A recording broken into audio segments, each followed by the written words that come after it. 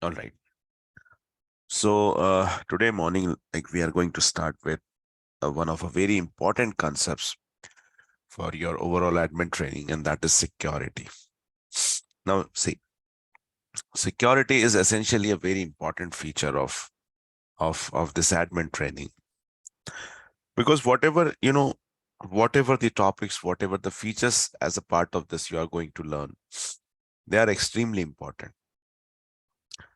And I could even say that, if you don't have a knowledge of these topics, you cannot call yourself as to be a system Salesforce administrator. Because when we consider ourselves as a Salesforce administrator, we essentially should have the knowledge of all of the upcoming topics. Moreover, these are some of a very important topic. I mean, as far as it's considered with the interviews. Because if whenever usually the interviews will start, they would try to evaluate you with few of the basics, of the Salesforce. Now, in that basics, these are some of the important things that we are going to study. All right. And there are so many good other reasons as well, by which you could, understand one thing, that the things what we are going to learn from this onward till the time this topic is getting on, till the time this topic is going on. Every single topic over here is very important. All right. So let me now start by giving you a brief idea about securities overview. See, we have seen that, all of us is having this developer account. Every one of us has created the same. And now, for example, I go with inside this org, I go with inside the account. And in account, I create one record over here. Right. I create one record over here. I mean, I entered the data and then I save it. I entered the data and I save it. So one record is getting created inside account object. Let's consider this. Now, you would also do the same thing. Let's consider you logged in into your org by entering your credentials and everything. And similarly, you go to the account object. There also you created a record. All right. Now, one thing for which every one of us should have an understanding that whenever you create a record, it goes to database.com. If you remember long back, I told you one thing. Let's go to the company profile and let's go to the company information. I told you that as a part of developer account, how much space, how much space do we get for storing our data, for storing our file? So for developer account, it was like 5 MB for data and 20 MB for the file storage. Although this capacity is differed with the paid version. This one is a free version, right? Developer account is what? Your developer edition account is what? It's a free version. So it was provide you this to have a practice. Although the functionalities, they are almost equals to any paid account, but then the bandwidth is limited, right? The bandwidth is limited. And if you wanted to see like how much with this or what are my limits, you can definitely go with Salesforce Inspector, right? And in the Salesforce Inspector, we have this something called as org limits.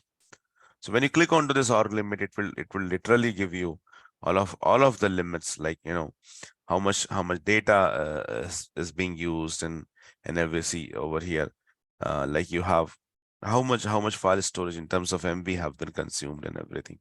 So Salesforce Inspector literally is a very good kind of extension. It can give you so many informations.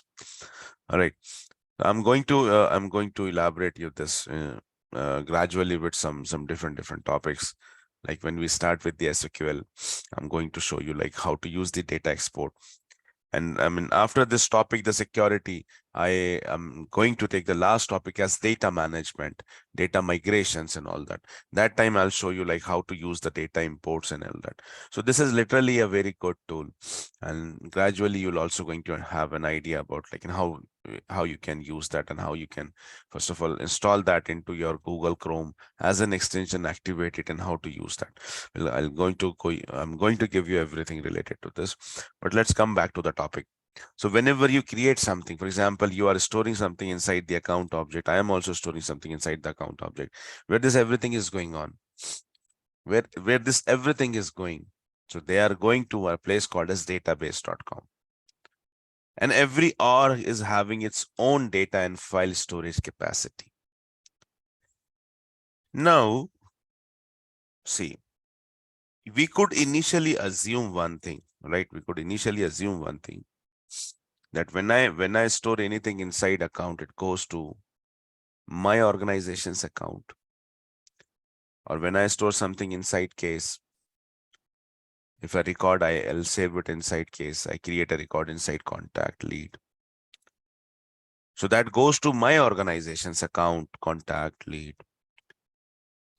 And maybe when you practice the same thing, you go to your org, you make a login over there, and then you probably do the same thing, like you create a record inside account, or maybe the contact or case or opportunity, whatever. And you can assume this, that it goes to your table. I mean, you are having a separate table account, a separate case, and I'm having a separate, but actually this is not. Actually, this is not. To your surprise, let me show you one diagram first of all, and let's make this clear. Maybe I have it.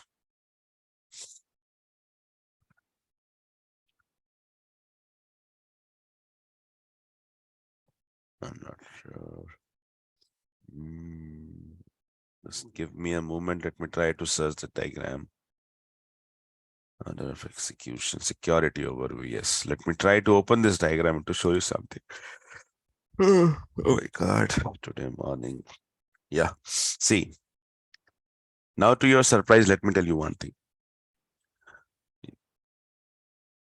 See, actually is what inside database.com. Guys, listen this very carefully.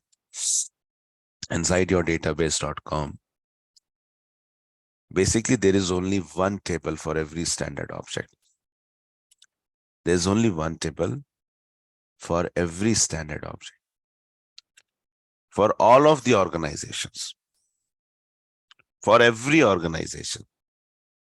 For every organization of every zone. I mean, we have seen that Salesforce, when we talk about how many servers we have learned, Salesforce also provide you IaaS, infrastructure as a service. And as in part of IaaS, Salesforce have their own servers. They are located into 3 different regions: EMEA, Europe, Middle East and Africa, America, and Asia Pacific. We know that the servers, they are being categorized into 3 different regions, although they are all over in the world. When we see the EMEA servers, we can see the servers of Dutch, London, UAE, some of the countries of Europe as well. When we try to see the servers of America, we can see the servers of USA, servers in Canada, servers in Brazil. When we go with Asia Pacific, we can see that there are servers in so many different countries, including China, Japan, India, and even Australia as well, Malaysia. So it's like, in all over the world, in so many countries, Salesforce have their servers, and they categorize them into 3 different regions, like EMEA, America, and Asia Pacific. That to be, you belongs to any server, you belongs to any region. If you are organization, like you can see that as well. I mean, if you go back to this company information and you wanted to see where exactly I'm sitting around, where exactly my data is going on, so you can see your instance.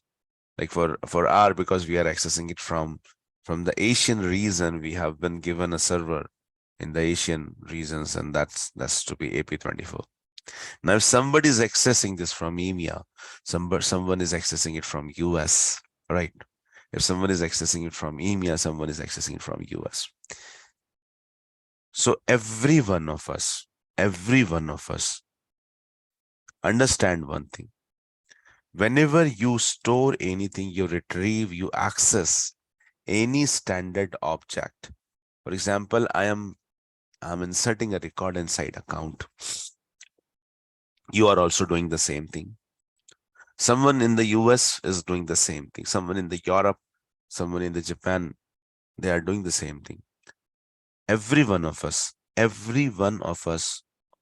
whenever, whenever we are accessing any standard object, we access it from same table. That means in the database.com, there is only one table called account. It is not like you are having a separate account table. I am having a separate account table. When I access it from my table. You do the same thing, you access it from your table. It is not like that. So for every standard object, there is only one table inside database.com, and everyone's data is getting stored inside the same table. Everyone is accessing it from the same table. A little bit amazing fact, little bit confusing fact.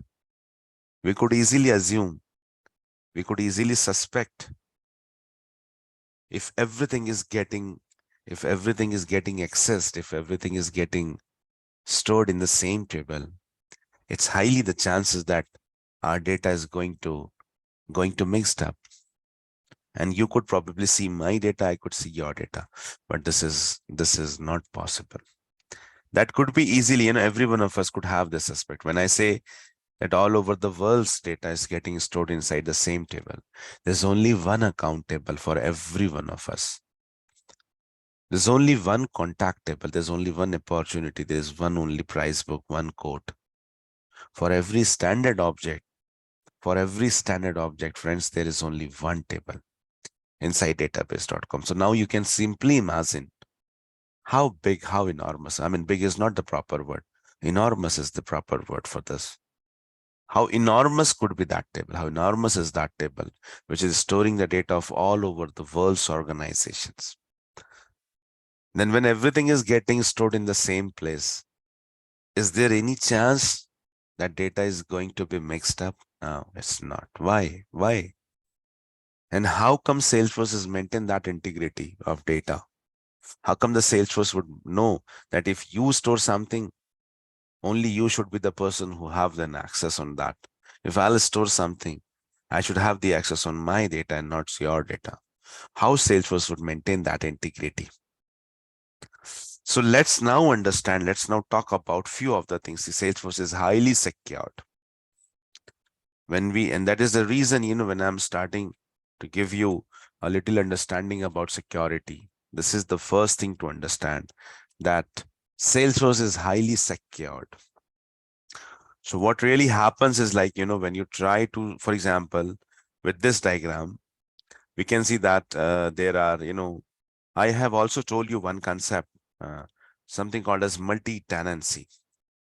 If you remember this or not, Salesforce is built upon on multi-tenant architecture. Salesforce is built upon a multi-tenant architecture. Now, what does this multi-tenant architecture actually means? So if there is one of the server, for example, this is a server called AP0. There are so many servers. I can take any one of them. And now, if, for example, if my organization is on AP24, if I'm on the AP24, does it mean I'm the only person? Does it mean my organization is the only organization inside AP24? So I told you that this is not actually a case. In Salesforce, we have a concept of multi-tenancy. Salesforce is purely built upon multi-tenant architecture. What does it mean by a multi-tenant architecture? Is like inside a single server instance, there are multiple tenants. Every tenant means organization.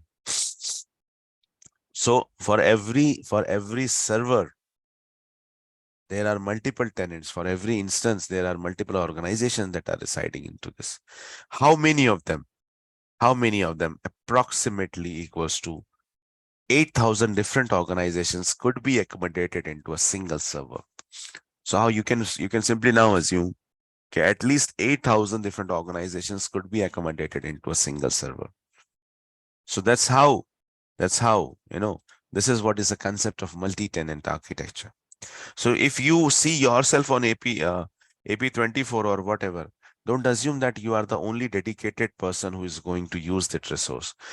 There is nothing called as dedicated resource concept. Everything, whatever Salesforce offer you is a part of service, is what we have learned that in the beginning itself. I mean, this was the probably like, in the beginning and now in the last, I'm going to talk you about the same. Everything what Salesforce offer you is a part as a service, like software as a service, SaaS, platform as a service, PaaS, infrastructure as a service. That means everything, whatever Salesforce is offering you is not as a dedicated resource. You are not the only person who is going to get this functionality. No, everything is a shared infrastructure. So if it's a server, it is going to be get shared among 8,000 different organizations. They could use the same server space. If it's a force.com platform, PaaS, it's a shared resource. Everyone could access that force.com, and that's the reason there are governor limits, especially with the programming. So you're going to, it's a common question, why there is a governor limit in Salesforce? Why you can only have like maybe like 2,000 custom objects? Why you can only have like in develop, when I'm talking about developer edition, why you can only have 10 custom application? Why you can only have 800 different custom fields? So what are these restrictions? We call them as to be a governor limit. Why there is at all a governor limit? Because Salesforce doesn't want a single person to use everything. Rather, it wanted to share this to everybody. So whatever is the feature of Salesforce, every one of us is getting a fixed portion out of that. If you could access database.com, it doesn't mean you're having a control on everything. No, you can access only your portion. If you can access force.com platform to execute your program, you will get a fixed portion of that. For every feature of Salesforce, it is something like, see, in a family, I recently, somewhere back in a month, I read one article, where I came to know that in the Nepal, there is one family. It's a very, that have been recorded in Guinness Book, that is the biggest family. And there are so many, there's only one person who has so many wives and childrens and grandchildrens probably. Now see, let's consider that is a house. Whenever they cook something, they cook it for everybody. It's not like the single child or single person who's going to have to eat some all of the food. No, everyone is having a fixed portion. You have to accommodate yourself within that. So when multiple peoples are accessing the same resource, everybody has given their own portion, and that is why there is a governor limit in Salesforce. So it's not a monopoly that you could access everything. No, you could access whatever you are accessing just your portion. So that is what does it means by multi-tenant architecture, and that is the reason why we have governor limits in Salesforce. We're going to talk a little bit more about this, when we start the concepts of development. So, in the upcoming days, that is the second module after the admin. The second would be the development, where we are going to understand how to code and everything. So we're going to talk a little bit more about then, right? Now let me first of all finish this topic, because if I start extending the discussion, it will go very far. See, so we understand one thing, that in a single server there are so many different organizations. Like, for example, there's one organization, the second and third. And that to be, one small concept I just forgot to mention. Every organization have its own organization ID, 18-digit ID that always starts with 00T.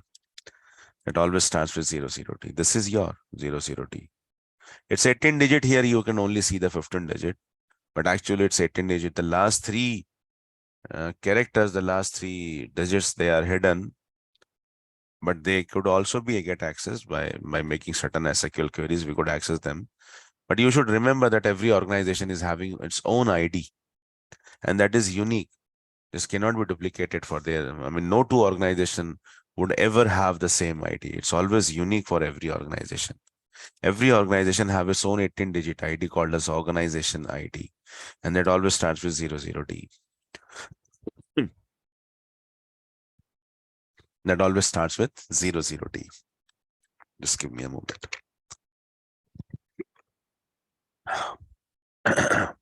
One second, guys. ये Strepsil से मैं खा लेता हूँ,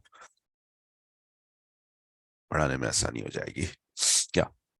So for every organization there is a fixed ID, 18-digit ID, and no two organization could have the same ID.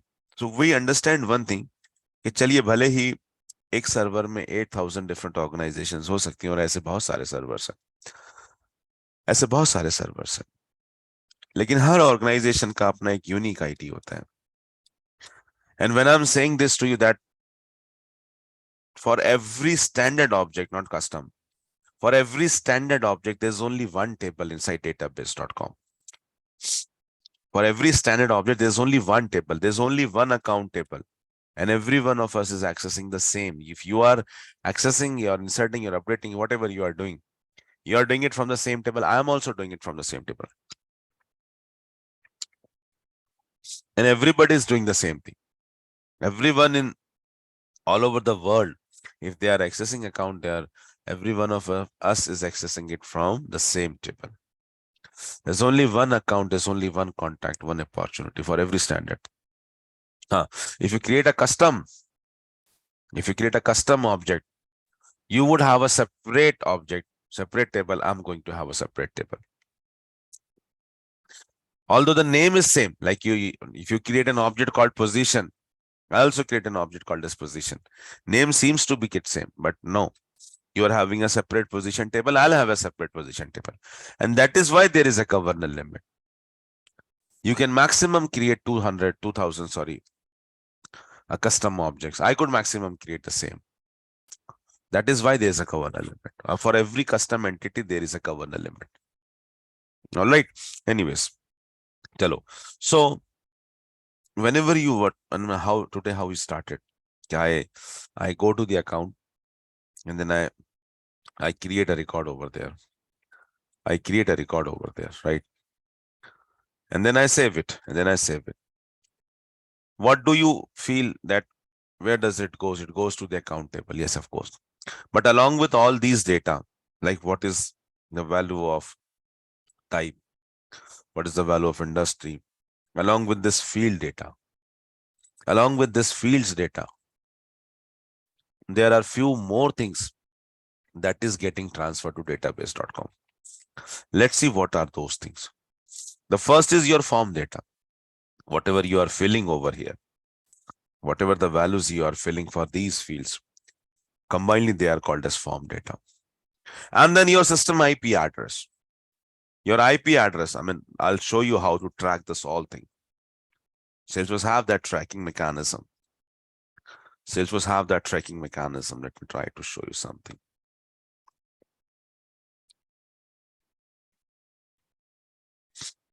This is my IP address, 192.168, 1 and 4. This is also getting transferred. 192.168.1.4. So along with your form data, your system IP, your session ID, I'll tell you what is the concept of session ID. Probably Sachin has taken that in that introductory session. What does it mean by a session ID? Header info. And there are literally so many different, there are so many parameters that are getting transferred along with your form data. It is not just the values of these fields. Whenever you, like, for example, when you save this, you're trying to transfer this data to database.com. Then along with your form data, there are so many parameters that are getting transferred. One important thing over here is, the organization ID. So, whenever you transfer a data, for example, you transfer this organization transfer. So that data is transferred along with the organization ID. And this organization ID is that primary key based on which the data has been, data is being separated inside database.com. So for example, the organization one, when this organization one is transferring, some data. See, the blue color, it means this is what the organization ID is. 00D1234. That's just an example. So now when this organization would access, it can only access that data.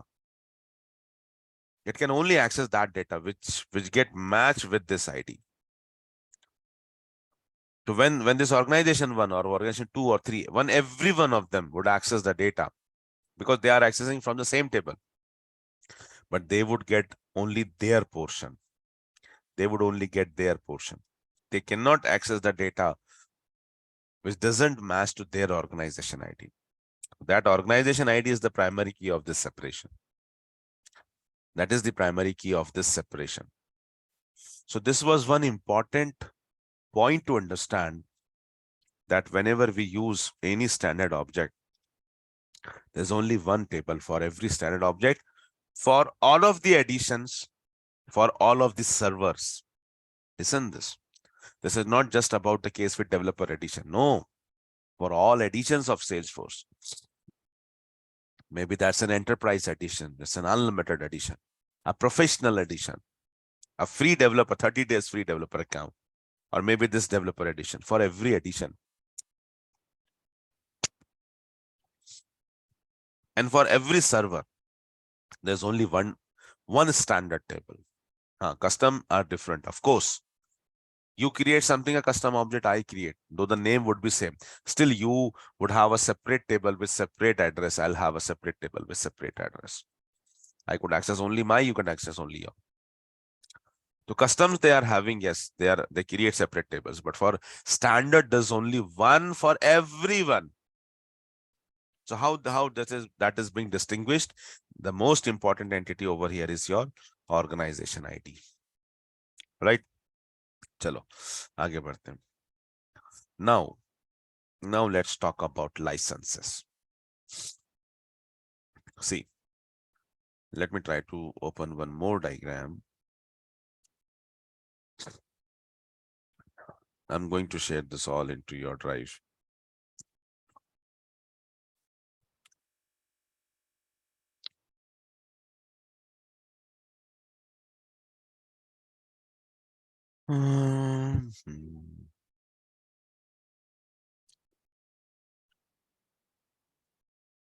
Where it is. User creation steps, this one. All right.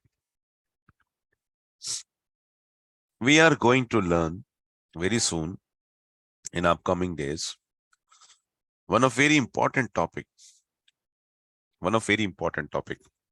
And I have a mail. Fortunately, I have something to show you. That's going to be a very interesting thing. See, you are going to learn very soon, like how to create the new users inside Salesforce. And that is one of the most important tasks for a Salesforce administrator. User management is a very important thing. I'm telling you that. So you would be going to learn that whenever we create a user, actually, there are three things that get involved into this process.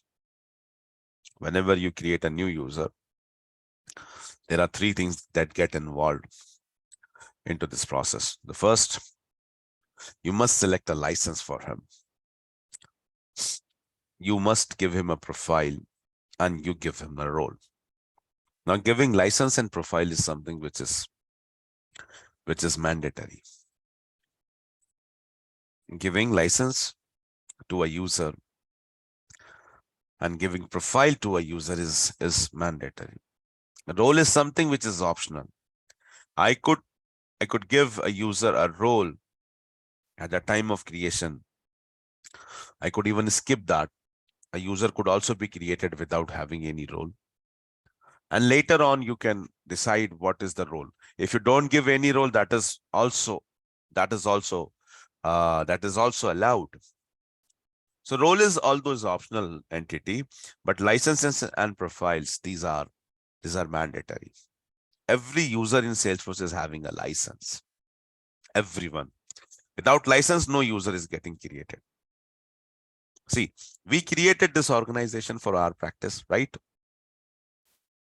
I have shown you in the beginning days, in the initial days, there was one topic, how to create a developer account.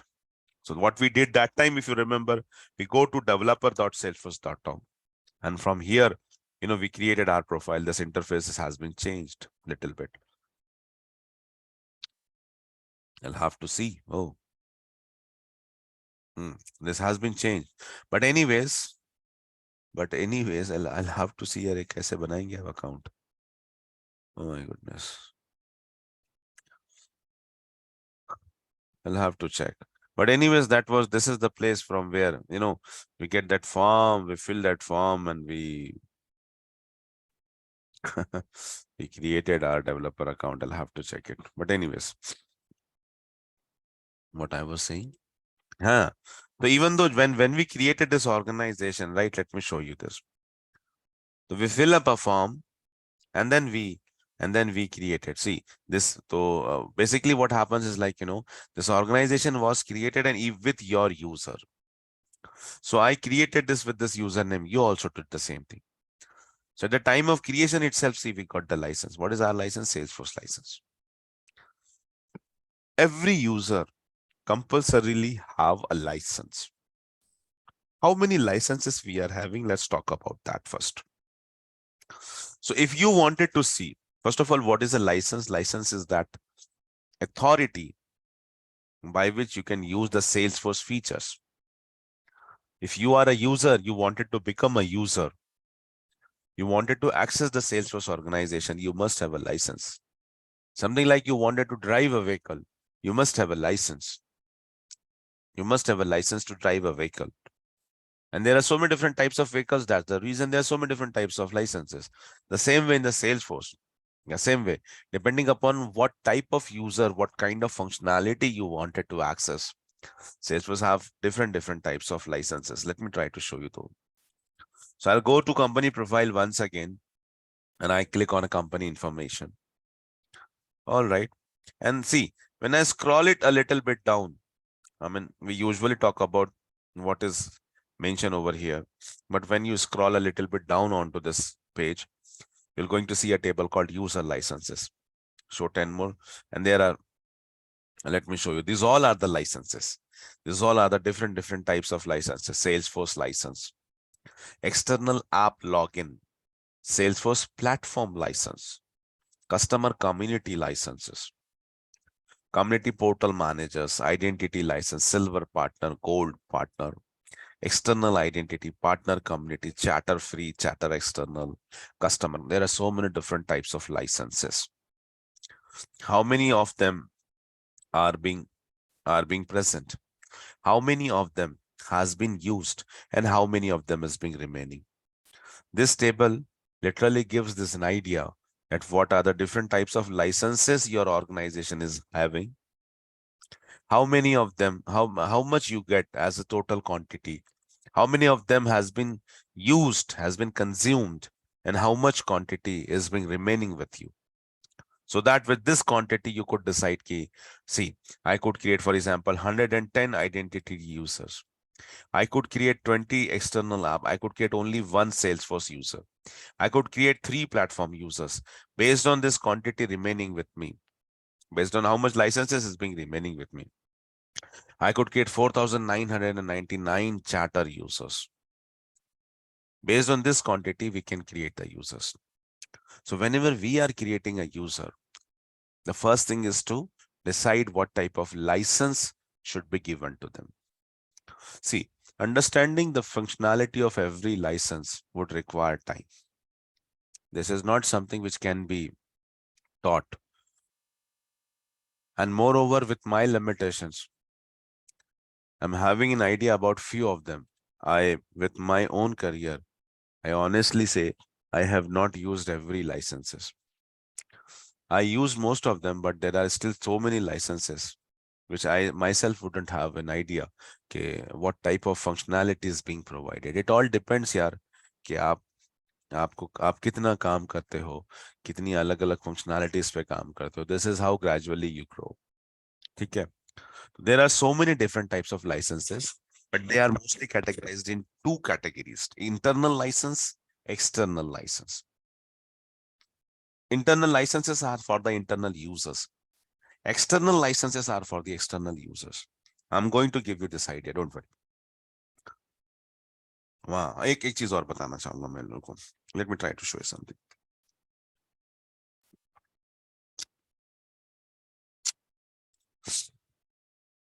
Oh yes. So whenever you wanted, whenever you wanted that somebody, like for example, what I was giving, if there is a reporter, he wanted to submit a report.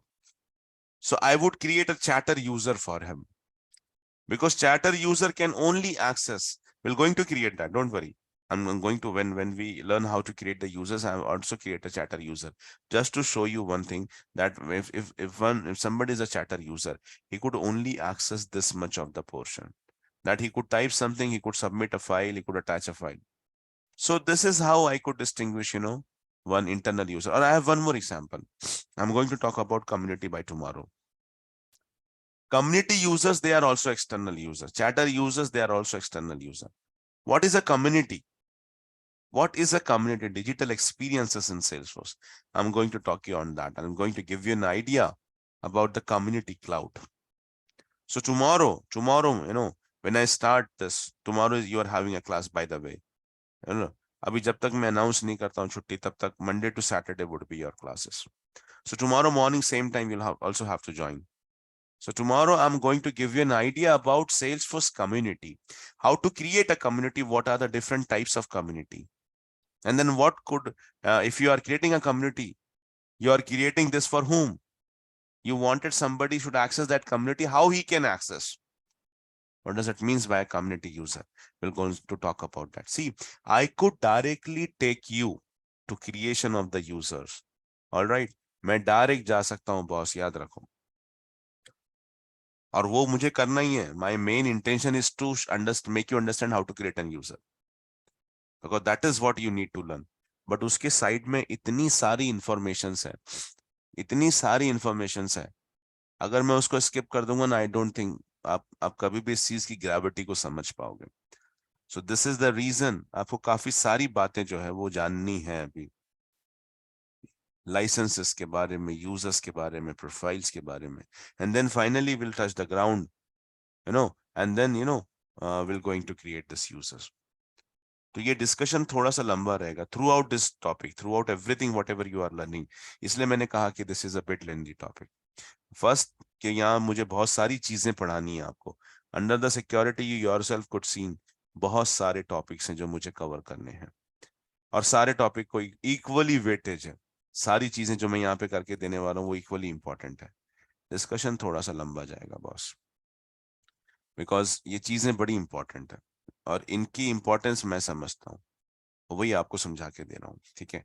सो कल हम लोग ना पहले community के बारे में जानेंगे, उसके बाद फिर हम वापस अपने टॉपिक पे आएंगे लाइसेंसेस के बारे में, और फिर हम उसके बाद धीरे धीरे आगे बढ़ेंगे.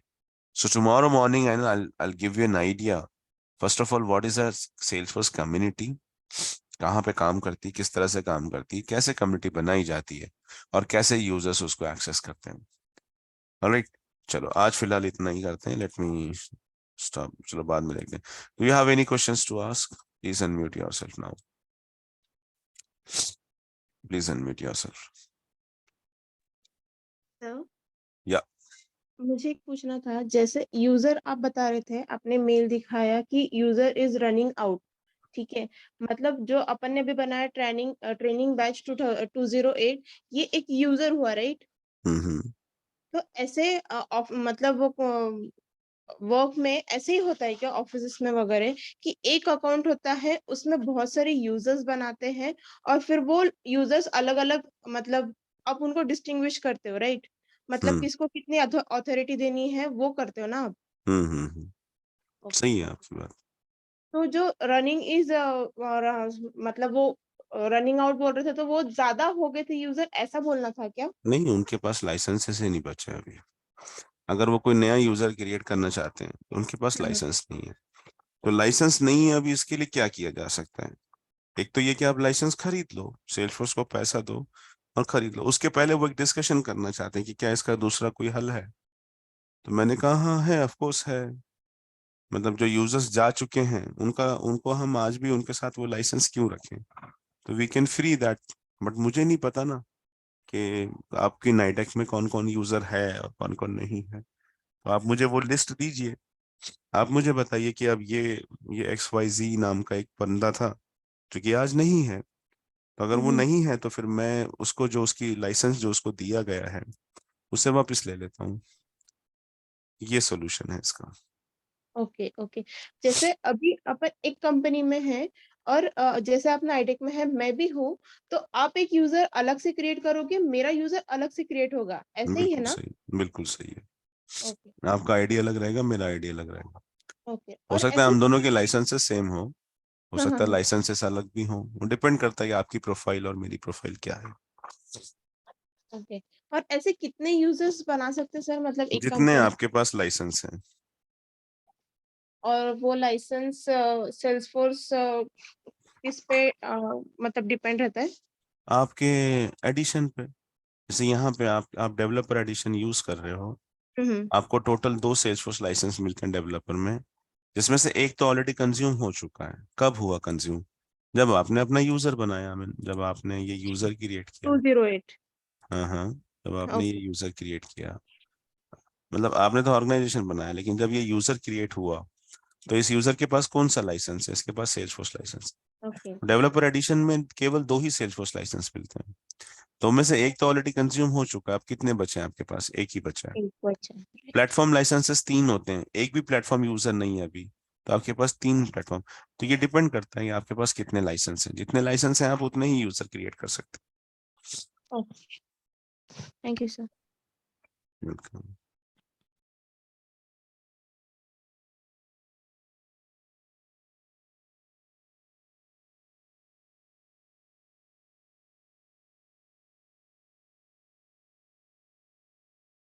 ऑलराइट, चलो, thank you so much for joining.